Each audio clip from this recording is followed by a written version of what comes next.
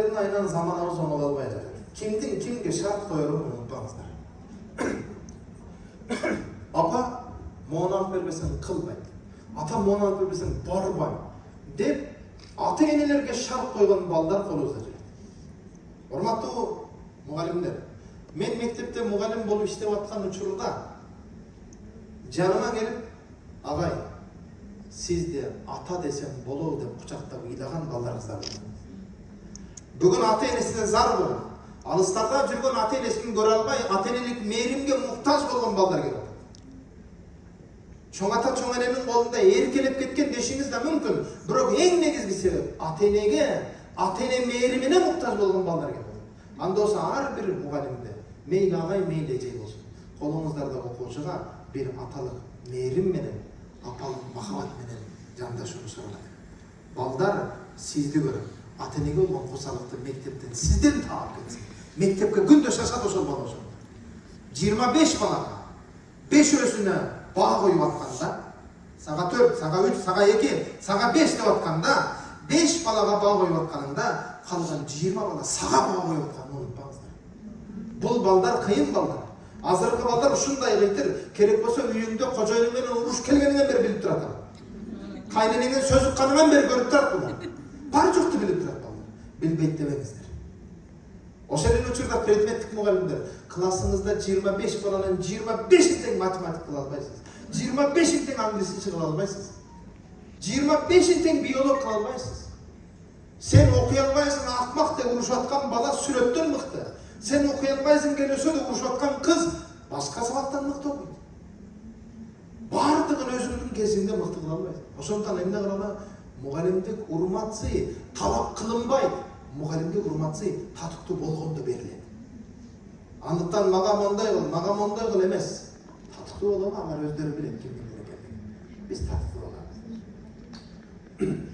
Телеке қаршы. Мектептерде оданы тартып бұзған жана сабағы начар болған балдардың басымды бөлігі балким мұғалімдердің балдары болса. Мен ешкем, мен апам зауыч, не дейсің? Ошондай окуучулар көрүп атабыз мектепте.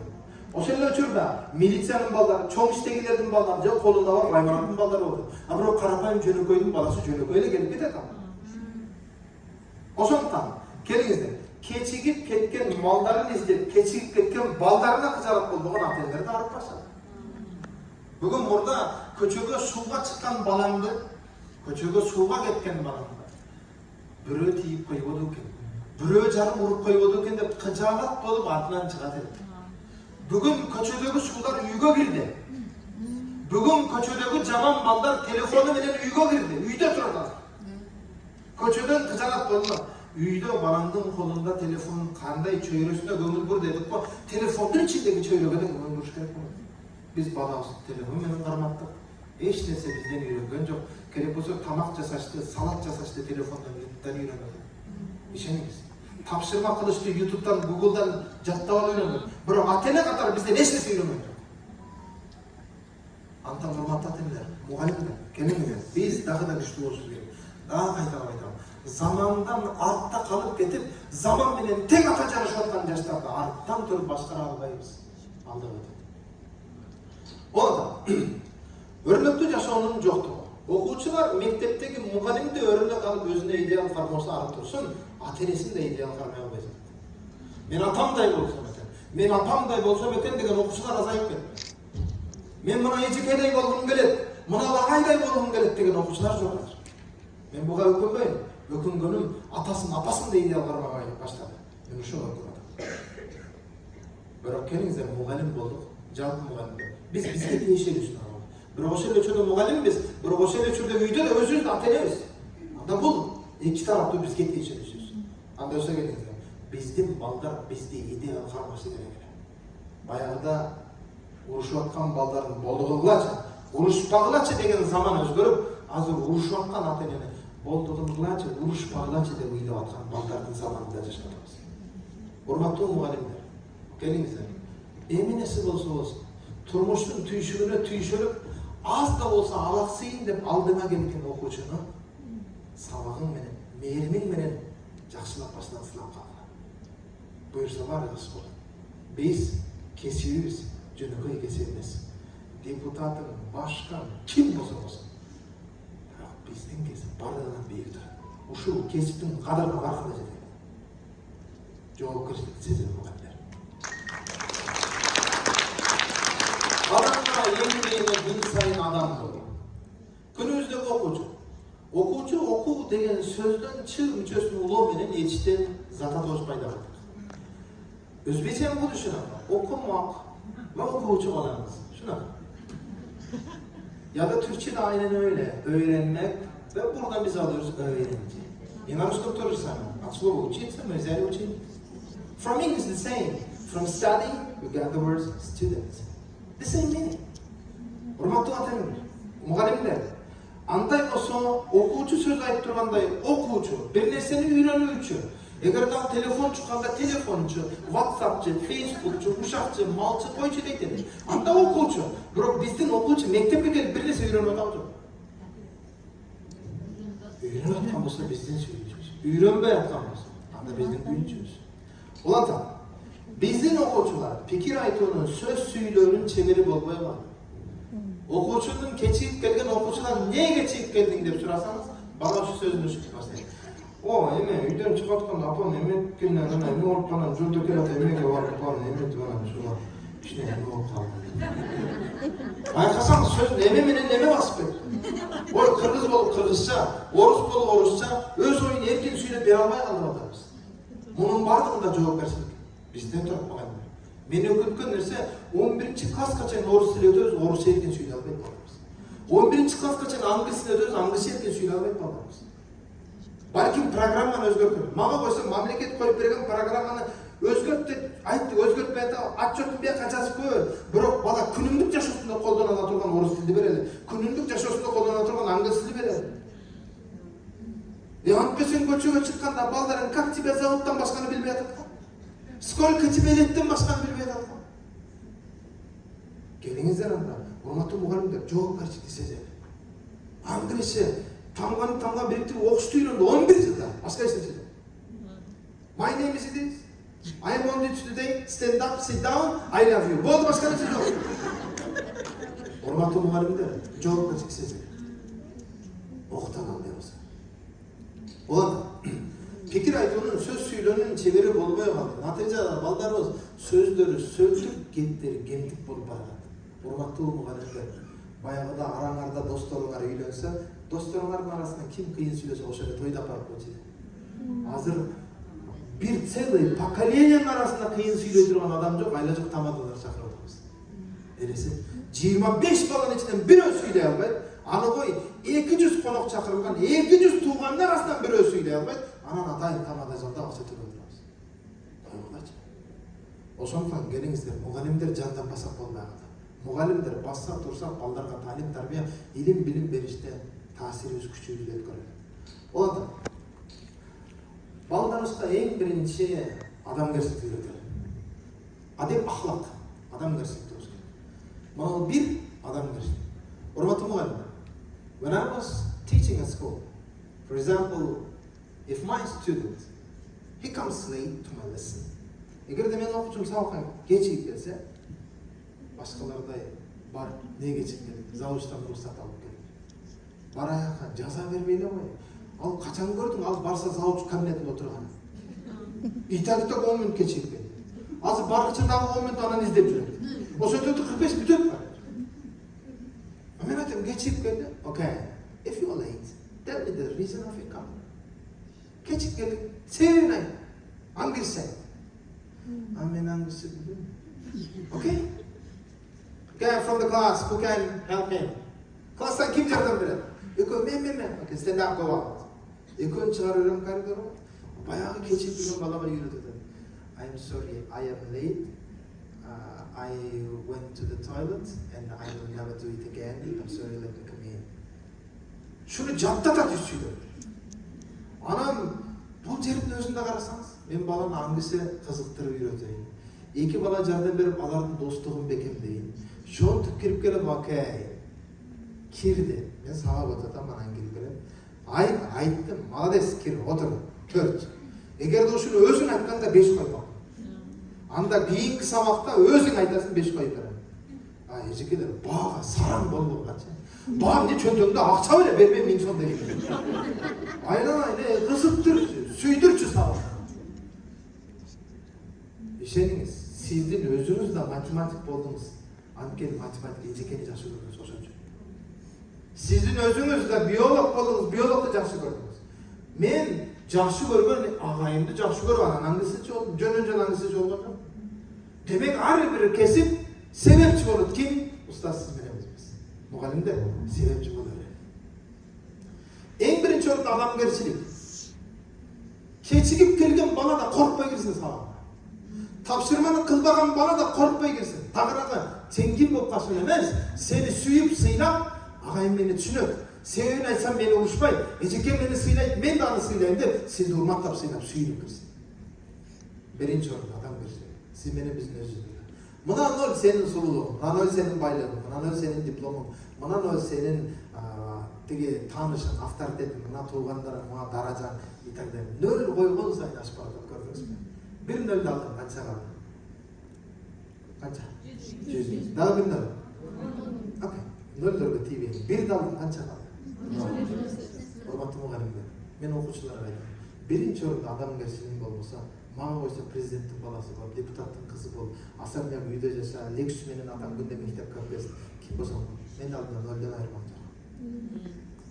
Сабагынан аңгысынан жакшы окуган балага да эгерде тартиби начар болсо 5 койгон жок. Тартибиңди оңдойсуң, анан 5 кой, болбосо 4 кой. Ага мен билемго бар жокту. Десеңби? Бирок тартибиңди оңдочу, адамгерчилик болуш керек балам сен. Аз сен ата-энең эмес. Мен мугалиммин, кел, кимсиң дейинби? Сен ата-энеңе ошондой мамиле кылайын, кандай болсо? Ата-энең да жаман болот, мен да жаман. Болуп турат. Бирок ошол эле учурда тартиби сонун бала, аңгысынан 3 кой койт. Самаса да 3 кой мага. Тартиби үчүн 5 коюп койбойбу? Бу тартибиң өзүнчө. Бирок билимденген өзүнчө кетсин. Бирок мен дегеним чет өлкөдөн Америкадан окуп келип, аңгысча билип, Марскага чыкканда, жубачка чайлап, наушник тагып, аксакалга орун бере албаган тиги кадрдын мага эмне кереги бар? If you want to take the place, go get a taxi. Орун келсе бар таксиге отуруп, бери общественный, мен биринчи келип мен отурам. Ушундай келечек кадр каалайм, каалабайм. То же самое, сен аңгысча мыкты билесиң. Бирок адамдык сапатынан айрылбасын деп балам. Болуп турат. Болуп турат. Олар тарбияда танапсыз болбойт, урматтуу мугалимдер. Тарбияда танапсыз болбойт. Тынуу деген нерсе жок. Директорлор бар мына жерде? Кол көтөрүп койсоңуздар. Бечаралар. Бираздан кийин айтам мен. Өзүңүз. Биз көрө албай жатып жетпет да директор. Жолдасыңар. Олардан балагат жаша, переходный возраст. Бардығыз ошол доордон өттүк. Бирок переходный возрасттын пысын билбей өтүп кеткенбиз, эмес? Азыркылар не голосун өзгөрүп калды. Агай, вы же понимаете, у нас переходный возраст, гормональное изменение театра. Башына чапсам. Караңыздар, ай. Переходный возраст балага жашынын балага биринчи кезекте физиологиялык жана гормониялык жактан таасири чоң. Бойлору өсүп, үндөрү жорноюп, аялдар башкалар бүтүндөй фигураларында өзгөрүүлөр пайда болду. Болду ошол эле. А бирок переходный возраст келди деген үчүн бала тупой болуп калды деген нерсе эмес да. Жинди болуп келе сол келет деген нерсе эмес.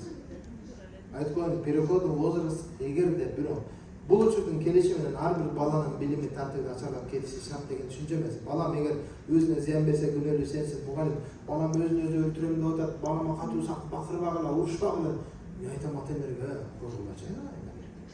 Билип койгула, переходный возраст учурунда бала балекетти жасап аткан болсо, бул переходный возрасттан эмес, переходный возрастка чейинки тарбиянын кемчилигинен болот. Ушуну ата-энелерге түшүндүрүп бар. Онда атаке, биздин класста Нурбек деген бала бардык сабактан 5 алат. Десе, кана эле. Мен ошол баланын атасы болуп калганда дейт биз атасы качкан. Анысы бала эмне жатат? Жакшы эле атасы болуп отурсуз атаке. Себеби анын атасы мурда эле өлүп кеткен. Дегеним, урматтуу мугалимдер, окуучуларды же башкаларды башка бирөө менен балаңарды салыштыра бербегиле. Ананын баласы мындай, мынанын баягы сенин балаң уникалдуу. Айланып өргүлүп да сенин балаң. Башынан мээрим берип жыттап калыңыздар. Мугалимдер, мектепте мугалим бол. Макулбу? Мектепте классыңа диктатор бол. Билгениңди кыл. Бирок үйүңөргө киргенде эчекеле. Үйүңөргө апа болуп, же бечара акаларыңа жашына катын болуп киргиле макул.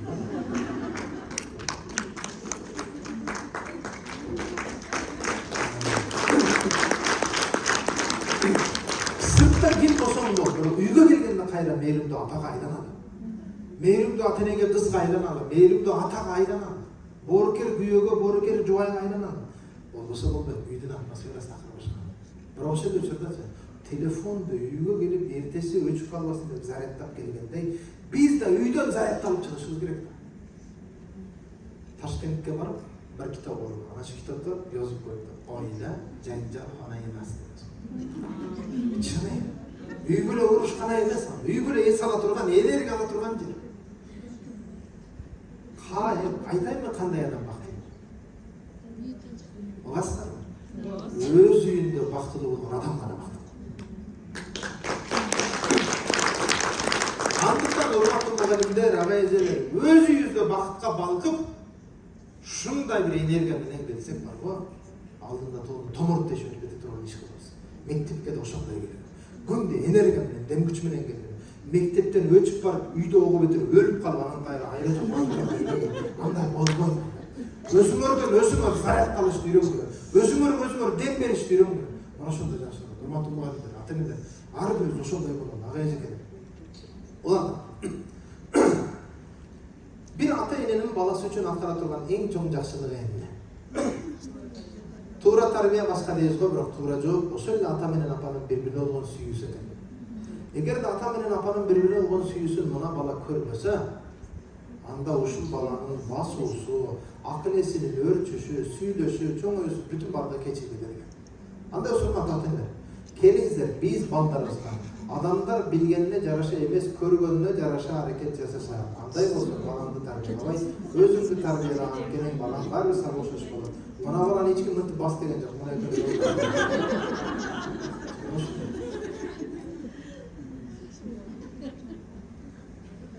Бала баары бир көргөнүн бар.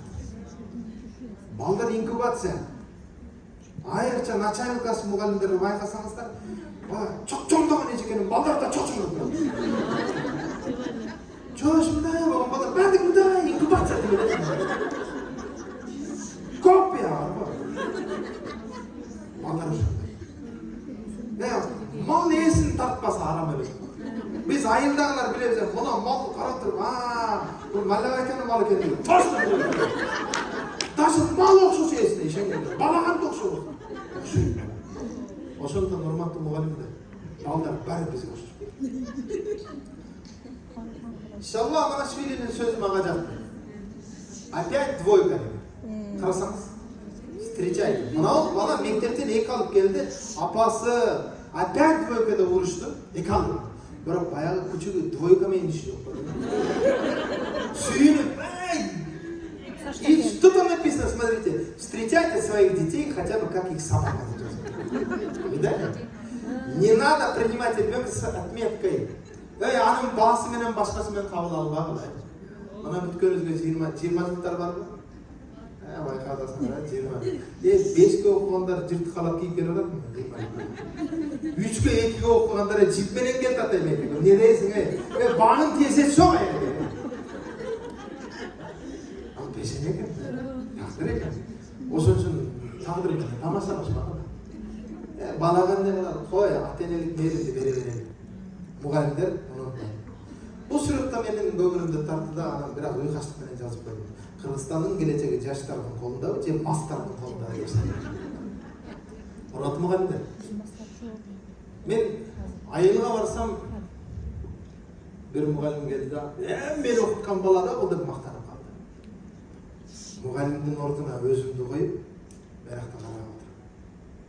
Edris. Жакшы окуган балдар менен баардыгыбыз мактанабыз. Бирок ошол 25 окуучунун ичинде айылда ичип алкаш болуп жерде жаткан бала бар да. Ошондо жанына отуруп, мен окуткан алкаш да. Мен деген жокпуз да. Биз мына жака кара беребиз да. Урматтуу мугалимдер, бардыгына бир карайын. Мынауга дарттан. Мынауга кубангандай, мынага да дарттан. Кой балам андай кылбады. Кандай инсан элем койчу. Бир ооз сөзүң бир инсандын бүтүндөй тагдырын келечегин өзгөрткөнгө себепчи болот. Антан урматтуу мугалимдер, айылдагы ар бир бала болгон тарбиядан чыккан болсо, ар биринде дарттан. Мектепте бүгүн биздин окутуп аткан окуучулар мынагандай бир китеп араң баткан сумкада отуруп атышат. Мугалимдер, кийинки жыл сентябрга чейин ар бириңерге тапшырма болсун. Мектебиңерге ушундай сумка менен келген бир да окуучуну кабыл албаңыздар. Мен азыр да болсо окуп бүттүм башкамын, азыр да болсо сумкамды ушундай чоң кармап жүрөм. Качан көчөгө бир жерге жеңил пикник же башкага барып баса турган болсом, анда мен кичинекей барсыкка карабайм. Бирок окуу жай, билим берүү мекемелери башкаларга эч качан анандай сумка кармаган. Сумкамдын ичин студент кезимде дагы, ушул күнгө чейин дагы бир аптада бир жолу нандын көкөмдөрүнөн ушагынан тазалап турат. Бүгүн балдарыбыз мектепке нан көтөрүп келбейт. Бүгүн балдарыбыз мектепке ресторанга келип аткандай келет. Кириш болушун билет, 5 мүнөт перемена, ошого карабай столовойго барып, атайын ысык тамак сатып алат. Кирбейсизби соң? Агай, нормально болсоңуз тамак исрап болот эми ону. Тамак исрап болот, ойлонот, а сабак исрап болот, муну ойлонбойт. Жетишпей атасын, көрүп атасын, андай болсо эмне кыл? Сумкамдагы наныңды бир чиштеп ал дагы, жанына бир сууну ичип ал, сабагыңды оку. Биз ата-энелерге түшүндүрөлү муну. Мектеп формасы деп аткан мына классика шын базарда 1,5 миң сом турат, көйнөк 1,5 миң сом турат, а сен өз билимдик менен алып берген форма мына жинсашыны 3,5 миң турат, үстүндө кийип алган свитер толстовкалары 4,5 миң турат. Мектеп формасы деп аткан талап кылып аткан кийим арзан, өз билимдик менен алган кийимиң кымбат. Ал кийимден 3 эсе кийим алам дейт биз. 2 күндө бир жолу кирдетип жетсе да жетсе да. Ошондон мугалимдерге түшүндүрүңүздөр. Мектепте мурда мынандай сигарет чыккан учур эле. Азыр балдардын колунан моундай нерселер чыгат. Сигареттен анча коркпой калдык, өзүнө зыян берет. Бирок мыналар өзгөлөргө зыян берет. Электрошоктор чыгат балдардын колунан. Бирок билесизби, мына ушул нерселер чыккан балдардын изилдеп үйүнө барсаңыз, же атасы жок, же апасы жок. Же толук камсыздалган үй бүлө эмес. Чоң атанын, башканын, же таганын, тайжерин башканын колдо өсүп калган балдар экен. Сиз мына менин окуучулардын колунан тапкан буюмдар мына. Мен өз колум менен алган буюмдар, интернеттен алган сүрөт эмес. Бирок мен эмне кылдым мына баланы? Айдаган жокмун. Мектептен кууп салабыз кээ бир завучтар. Бар кет деп мектептен айда беребиз. Ата-энелер чогулуп көрсөтүп, чынынан пил жасап, паника кылып кууп салабыз. Эртеси мына куулган бала, ана жерде круговойдо сен мектебиңен чыккан баланы карап алып. Ай бирөө бача. Шу заманбыз. Тескеринче ушунун жакшы өзгөрүшүнө себепчи болуп көрбөйлү. Урматтуу мугалимдер, өмүр абдан кыска. Бат эле өтөт. Баягыда мен окуткан окуучу бүгүн менин номумда өзүм менен кошуна болуп, мага кызмат кылып чуркап жүрөт. Агай, сүйүнөсүң экен. Бирок убакыт абдан тез өтөт экен. Агай билесизби дейт. Эмне болду билбейм. Мен сиздин окуучуңузбу? Мен унутуп калыптырмын. Жанагында мен ооруп калып сизден уруксат сурап келгенимде, сиз ооруп атасың, ата-энеңдин номерин бер, өзүмдү жөнөтө албайм дегенсиз. Ата-энемдин номерин эстей албай бере албаганымда, сиз өзүңүз машинаңыз менен үйүмө чейин алып барып таштап бергенсиз. Рахмат ага айтып сүйлөдүм. Мен сүйүндүм, сыймыктандым. Мен билбейм, бирок эсимен чыгып кеткен, эстей алган да жок. Бирок бала экен эсинен унутпайт экен. Мугалимдер, кымындай болсо да жашыратын бат эле күндө башыңызга кайтарына ишениңиз. Жашылыктан калбайын. Мугалимдердин окуучунун мамилесиндеги адеп тууралуу азыр токтолойм. Мугалимдин ийгиликтүү жана пайдалуу болушу үчүн төмөнкү 3 негизге ээ болушу шарт. Биринчи, үйрөнүүгө, жашап көрсөтүүгө жана үйрөтүүгө. Бүгүн мугалимдер үйрөндүк, үйрөтүп атабыз, бирок жашап көрсөтпөй атабыз. Кечиккен окуучуну кармап алып туруп, неге чыктың деп Мектепке киритпей ана сабак бүтүшүнө 5 мүнөт калды. Тур ана жерге деп эшикти шыпыртырайын десем, вы не имеете права dedi. Ну хорошо там. Стой со мной dedim da turguzуп алып. Тигинин көзүнчө өзүм шыпырдым ишенеңиз. Анан сумкамды берип тур деп кармасам, оор. İçini açsam коньяк турат. Не көтөрүп алсам, просто наша учительница сказала, что ей нравится красное вино, и я на Новый год как подарок купила. Да ладно. Урматтуу мугалимдер, кыздарыңарга, балдарыңарга ичпегин деп кой, өзүбүз ичип атабыз майрамдарда. Балдарга тарбия берип атабыз. Жаңы жылда майрамдарда өзү ичип, айылда мас болуп жүргөн мугалимдер барбыз. Анда болсо балдарга мындай эле тарбия берет. Балдарым той топурда, майрамдарда иче бергиле, бөлөк учурда ичпей бергиле. Я өзүбүзгө сөз дам келсин да. Проблема ошол жерде жашап көрсөтүүдө. Я нормальный бол дешке кандай акыл бар, өзү нормальный болбойт. Проблема ошол жерде мугалимдер. Мындай болуп, өзүбүз мындай эмеспиз. Келиңиздер. Бир аз ойлоп алайын. Колду көтөрдүк, оң колду мага карап туруп, сөймөйлөрдү көтөрөбүз. Көрдүңүздөрбү? Мен сөймөй деп атам. Мына сөймөй. А мен силерге сөймөй деп атам, мен ага Точно балдарга сөймөйүңдү көтөр. Мындай кылсаң сөймөйүң, мындай кылсаң андай эмес да. Сөймөйдү көтөрдү өзүң алып жүрөсүң. Mugallimler, okuvchilar bari egin talab, biz emne eksek oşonu jina olamiz, başka ayla jok. Mugallimdin kesibin жоопкерчилиги жашап көрсөтүүдө.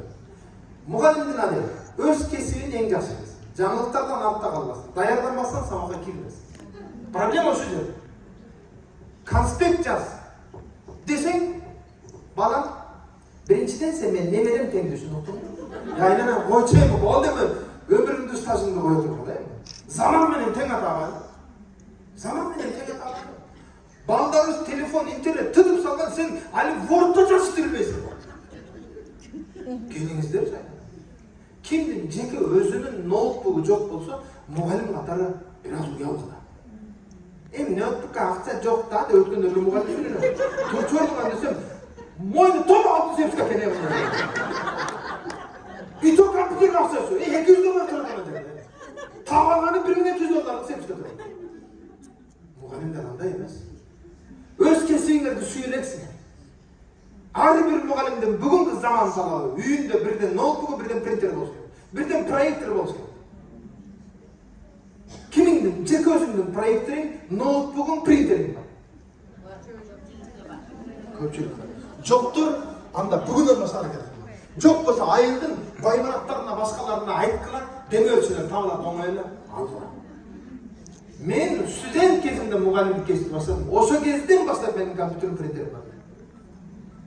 Мен кымбат баалуу акчага башка кийим, бийим сатып албадым. Биринчи кесибиме тиешелүү нерсе сатып алдым. Антан ар бир мугалим, кесибиңердин өзүндө артта калып кетпеңиздер. Кесибиңерде канчалаган акчылыштар болуп атат, биз алигече дубалга асып койгон жадыбалды карап отурабыз. Мен мектепте окуп жүргөн кезде дуалдага асылган көбөйтүүнүн жадыбалдарын көрдүм. Эгерде ошол кезде мен дуалда Кембридж, Оксфорд, Гарвард жөнүндө маалыматты көргөнүмдө, азыр Кембридж менен Гарвардда турган болот элем. Мен ошол маалыматты окуганым үчүн ушундай болду. Дегеним заман менен артта калып атабыз, агышпай атабыз, тең кетпей атабыз. Мугалимдер, издеңиздер. Балдар бизден алдыда канча алдыда кетип атат, биз артта жүрөбүз. Кантип окутасың? Сүйдө отурсаң, жеки даже это не знает, как все это. Анда болсо сабагыбызга даярданбасак керек. Конспект yapmamız. Mugallim өз кесибин сүйүшү керек. Билген илимин эң жакшы даражада түшүндүрүүгө аракеттенебиз. О, анткени билген билим башка, билгенин билдире билиши атакыр башка. Биз инфакта окуган кезде англисче мыкты билген балдар бар. Бирок алар мугалим болуп иштей албай койду. Анткени жөндөм жок экен. Ошондон эмне билген башка, билгенин билдире билген атакыр башка экен. Антан окутуунун методикаларында изденеди да. Окута берели. Башкалар сени кийимиңе карап тосуп алышып, билимиңе карап узатышат деген кеп бар. Mugalim denesini жақсы қарасын, киімін жақсы қарасын, уақытты тура қолдасын. Құрметті мұғалімдер, аял кишилер дағы, еркек кишилер дағы киімді жақсы қарасын. Өзіңізге денеңізге чыпташқан тар киімдерді кимейді сұраңыз. Дене мүшелері белініп көрініп тұрбасын. Ушундай мұғалімдер бар, эми уят болса да айтайын. Киімдің жұқалығынан ички киіміңнен бері бөлініп білініп көрініп тұрған учурда кантип балдарға уятты бол, тарбиялы бол дейсің, өзің киімің менен анын уят пердесин жыртып алсың. Адеп ахлакка тууру келбеген иштерди кылат, анткени сен адепсиз өзүң турсаң. Ошондуктан урматтуу мугалимдер, кийим дагы маанилүү. Буга да маани берели. Ошондуктан бактылуулукту үйрөткөн мугалим. Мугалим гана келечек моондондойган. Жетескенде мугалим гана бузат, кайра эскерде табактыр. Окуучулар бош турган эгин талаш сыяктуу. Эмнени эксең ошону аласың. Эч качан бош турган жерге жөгөрөгүп картошка албайсың. Мугалимге жарашпаган нерсе баа менен кокутпаган. Жөнөтөрбөйбү? Жөнөтөдүм, азыр эки коп коёбу. Андай эмес. Баа ал коркута турган курал болбос. Ошол учурда жаза катары тапшырма берет. Өзү окубай келди. Мана аткарып берди, ого бетер тапшырма берет. Андай эмес. Муну да кылмаңыздар. Окуучуларды сабакка кызыктырбайбыз. Тапшырманы текшербейбиз. Чындыгында ушундай эмес. Азыр начальник класстын мугалимдери гана дептерди көтөрүп үйгө апарып текшерип берет. Ошондо текшербей эле калдык. Текшерет.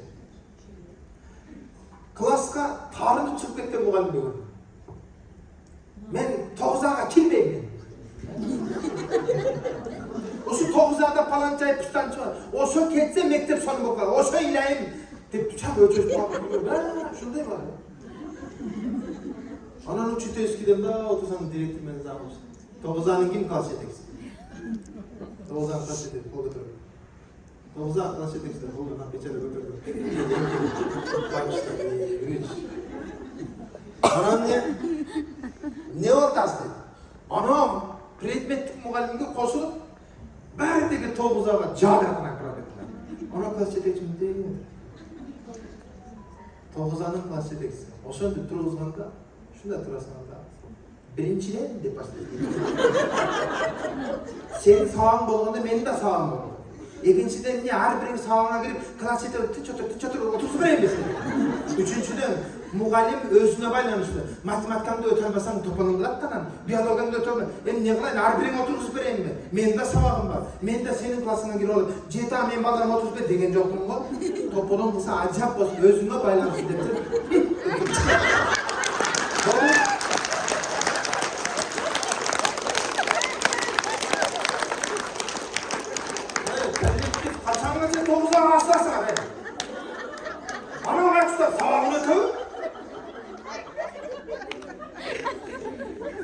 Çoğuluştan nerf bolacak klassa gelip. Şunday girse, bayağı olsa tıp dedi. Bak şok zaman olsa çoğuk başlıyor. Anam kayra barısı gelip, 9'da mestir belkim de sırağısı gelip. Bırak ilacı yok da. Bırak degen 9'da gülüyor. Klas yeteksi de ayıp. Okuçu klas almaya da o, 9'danın klas yeteksi emez, predmetlik muhalifin özünün probleması. Gene biz özümüzde problem. Klaska tarım çıkıp etmengizler. O adam jaman karakterin onda. Muhalifin özünde jaman karakter var. Bağlar bilip durada. Жақсы оқығандарды ғана сөйлетеміз да. Көп ұрышамыз, өтілмеген темада экзамен алабыз, сабақты жақсы оқығанға албайбыз, анан оқушыларды бошқа қалдырабыз. Бұл проблема бар. Мұғалімдер қорқыту арқылы авторитетке болмыз. Жотыр. Андай емес. Класста бардығына көріне тұрған жерге де тұрбаймыз да. Проблема осы. Кейбір мұғалімдер бар, сабақ баштан деп кіргенде отырады, звонок болғандан ан тұрады. 45 қат отырасына білмейді. Оқушы көріне тұрған, ана жақ өтсең, басқа класстан бұтын асып алып отырады. Арқадан ойнап отырады, қаяқтан білесің сен? 45 минутта сабақ бүткенге шейін жоқ дегенде 7 жол класстың ішін аралап басып сабақ отыр. Әрбір оқушының жанына келіп балдар, мынағындағылар, азаматсың қандай соны жазатасың де, сен кеткенде сенден өткен энергиямен мына бар басқаша Көзім бақша. жаным қызым, соны оқытасың, азаматсың деп қой, бұл өзінше бақыттылық, Ағайын мені мақтанды. Мындай кетесің, аралап атып, мындай қарасың да, қарасаң. Кейбіреңер тоқтың бұтыменен жасап келсіңер. Суырап жазғала десең, азыр уже езекелер ойланып қалды. Мен айтып қойдым не бәрі. Зато мен бірін тұрғызу айтқан жоқпын. Зато көрдім араңарды. Дегенім емне? Урматтуу мұғалімдер, баяғыдай тұрғызып алып сен андай деген заман өтті азыр. Байқатпай тарбия беріп кеткен, сондай. Аралап өткен арасынан, ары бірінің жанына дем беріп өткен. Ой мұны, сенің киімің соның жарастыр, осындай татына киім түсіңе сон болады екен, деп қой, басқаларда ертең мен де шөп киемін, мен де көрсін. Жөп-жөнекей нәрселер. Барды осындай, аралауменен қойып та, арасында жүргендер. Оқушылардың деңгейіне жарашамаменен қылмайсыз, біліп қойыңыздар, кичинекей оқушының жақсы көрген ойыншығын жоғалтып, же сындырып алып ыйлап аткан проблемасы чоң эле кишинин жакын адамынын өлүмүндөгү проблема менен барабар. Сенин жакын адамыңан айрылып ыйлап отурсаң, бирөө келип ыйлап өлөт да басмай акан дейсиң. Кандай жаман болот. Ана жакшы көргөн ручкасын сындырып алып ыйлап отурса, ыйлабы жырабай бадеттире дейсиң. Сындырып алдым болсун. Кандай белчин не болду деп? Мен атаң менен апаң айтып көрөлү, анан болуша. Балдар ручкасы калбай калды, ким жардам берет? Деп кой, мен берип турам бир ручка. Болду, проблема чечилди. Оройлук менен, корустук менен эшлесиз. Мамиле кайра бизден болот. Тарбияга көңүл бурады, урматтуу. Ар бириңер бардык класстын бардыгын биолог кыла албайсың, окуучунун бардыгын математик кыла албайсың, бирок бардыгын адам болушуна жардам бере аласың. Мыкты инсан бол. Анткени küçük çoğuysa it boluşuna garantiya var. Kozu çoğuysa koy boluşuna garantiya var. Bırak adam balası sonra orada. Adam boluşuna garantiya yok. Adam boluşuna muğalimdir bir sebep yok. Bana o şun için de kesittin cevaplaşılığı var. Hareket falan. Öz kesizli söyledi. Baldarızlı söyledi. Anardı boşu bütün de atelle tuğanırka tasvir veri alalım. Tuğan boşu. Naçaylık aslında muğalimleri var mı? Naçaylık aslında var. Çıkışları gibi bolça yapmamız lazım. Başka memleketlerin muğalimlerine olsunlar mı? Naçaylık aslında muğalimleri için mi batırlar? Razı olsun gerek bunlar. Bilemiyorum, görev bastık, o çapları geldi. Nasıl var mı? Nasıl olsun da? Öğrenim, hakikat şurada yok. Doğru. Hormatlı muğalimler, kelinizler. Bağlıların tarbiyasına göğün kuralı neyindir? Muğalimdin başka muğalimler menen jaman mamilede boluşu da turamaz. Sen sıylagan muğalimdi bir okuç etedi. Aydetin bir içken öyle sıylatedi. Ana koridor olsam, daha bir içken uruşu atkan neyse söylemekten hadi. Hey, mamilenge görüntü tur atan yaka. Havayla hasta. O da mamile. Okuçunun hareketine emez, materyallık avtoritetine karayız. Azamat tut durabay. Saat 5 otur. Bir yaka, tasma, turma şimdi durabay. Sen taşmak değil kanun arası, azamat değil kutaktın balası. Anda emez. Bağda bir de mamile. Okuçuga berip atkan жазанын натыйжасын карабайбыз. Туура жана туура эмес окуучуну бөлө албайбыз. Урматтуу мугалимдер, кээ бир окуучуларга аты менен кайрылып, башкаларды кайрылат. Мугалимбиз, жылдын жарымына келип калдың, же жылдын дээрлик аягы окуучунун атын билбейсиң. Сен деп отуруп, мен билем. Аз келгенсиң көзү кылай ана эжикени, мен onu da билбейсиң. Урматтуу мугалимдер, ошондой сонун берип аткан сабактынчы концентрацияны бузуп аласың да. Сонун берип атканда дейсиң, маяктагы окушу даярданат ким деп. Азамат деп аралашат анан. Азамат айнура жок. Оны. Билбейсиң да, анда болмой эле. Анда сабак берип атасың. Так доскага жазылат. Кийин сабак берет. Кийинки суроого келесиң, сен жооп бер. Ордунан турдум ана. Atın bilgen yok. Zaten turursun. Cevap verin bu. Anan ilk sırada kaydı sen devirme akırı gelirsin de üstüne gelip Aynur'a geldi mi? Geldi. Tur ayağında cevap. Aynur'a geldi mi? Karava. Mıntıp karısın Aynur ayakta oturgan mı da çarpanda olasın. Akırı diyor. Aynur'a geldi mi? Geldi. Tur ayağında tur ayağında. Sen olmayın.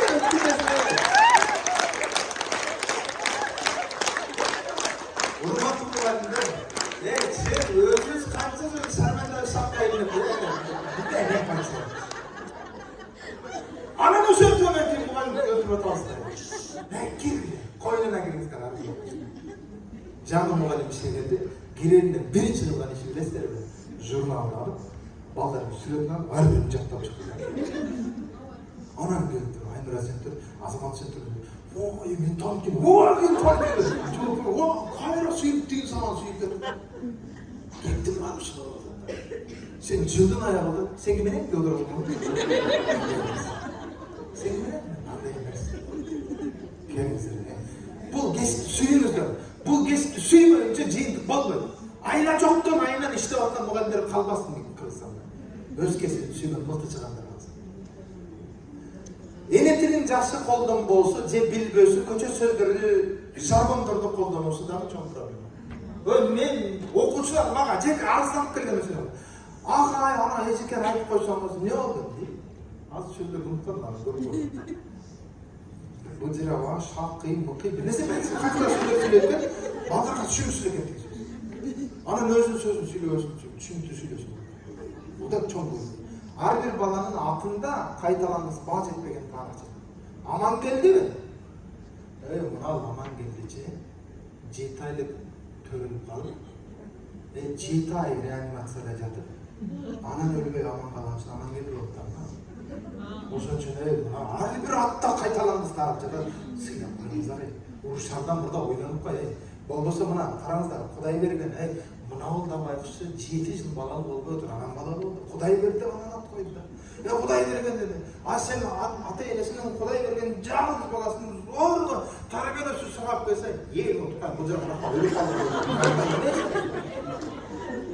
Ошондон урматтуу ата-энелер, ар бир окуучунун кийимине, билимине, атына, затына, башына бүт баарына көңүл бурууга милдеттүүбүз. Карашыбыз керек бар. Ата-энелер тарбияга жооп берет, башка дейбизби? Жок. Биз да ата-энелик мээрим менен биз да жоопкербиз мектепте. Анысын карайлы, мунусун карайлы, баарына себеп жооп берет буюрса. Мен жана начальник класстарды сурадым го, себебин айтайынбы? Начальник класстын окуучулары гана калды. Күчтүү мугалим ким айтайынбы? Күчтүү мугалим анын сөзүнүн күчү кудурети окуучуга бир гана класста эмес, коридордо, көчөдө, үйгө барганда таасир этип турса, ошол күчтүү мугалим. Эжекем айтты, ондай эмес, апа, эжекем мындай деди деп, начальник класстын окуучулары гана сүйлөп атат, чоң айтпайт. Ошон үчүн булар күчтүү кол чапкыла десем, кол чапкыла.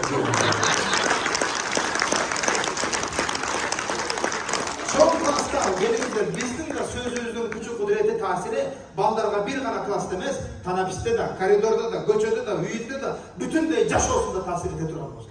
Ağay sizdi görüp özgördüm, ezikey sizdi görüp özgördüm, ağay ezikey sizde bolgum gelip dey alsın. Ayıllardan gelgenler dedim o, mana o yerden çıgasızlar, erten mektep türkün göçende bir hafta 2 hafta kolunlar okuçular geldi, tapşırmanı verdiğinizde.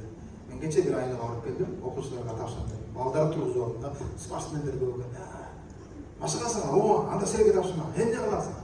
Муну көчөлөрдө чуркаганча, колуңарга пакет кармап көчөнү тазалаганча чуркайсыңар. Болобу деп. Болот акай. Мага жөнөтөсүңөр ийсе. Болуптур акай.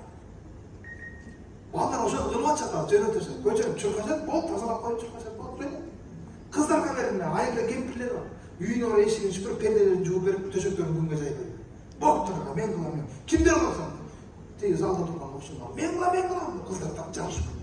Аса батысына да баяғыдай Тимур аркада қайдағылар қаяқтағындай келіңіздер сот аппараттар еде келер қайда қаармандар жаратады бұлар телефонда интернетте білмеймін өзі шындығы жашосында көрмеген адамдарды қаармандар кімдер бір күні ұрып бет басын қанжыратқандар бірақ шындығы ерлік қылған шындығы бір көркем адабият менен жашаған балдар жоқ телефон менен ұйықтап отырып телефон бетіне түшкен ойланып кеткен балдар бар Uykunlar gelmese size bir metot öğreteyim, öğretin ağay dedi. Ballar bugün uyku arasınlar, uykunlar gelmese kitap kalasınlar. Şunda 2 bet uktağından kara, uktağından buluyor. Şimdi deyin alın mı dedi. Kitapınız bedine çıkar. Zaten okutaysın, ertemenen tursan kitabınızı. Apam seni, iyi balam kitap okuttur dedi, bir şeyini alat, suyunet dedi. Ben hani okuysun öz dedi. Ben zaten suyunet. O zaman bugün okumaya okutaysın. Erten kişinin kalıp koyun da bir süylümde okuyun. Bir sürü 3 süylümde okuyun. Anan çoluk kızıp edesin. Kerviyle jastığının canında kitap dursun, telefon edesin. Hurmatlı dinler. мұғалімдер ертең 3 айлық каникулға балдарға ушундай сабакташып ала бересиз. Ким могул аткарып берет, ким мынаны жасаңыз. Вай каникулда сен деле айылдасың, текшерип кой деген бар. Кээ бир окуучуга китеп берип, ана мына китепти окуп акылма. Бир окуучуга бердим, окуп бүтүңүз сен ооба дейт, алдайт аны мен ишенем.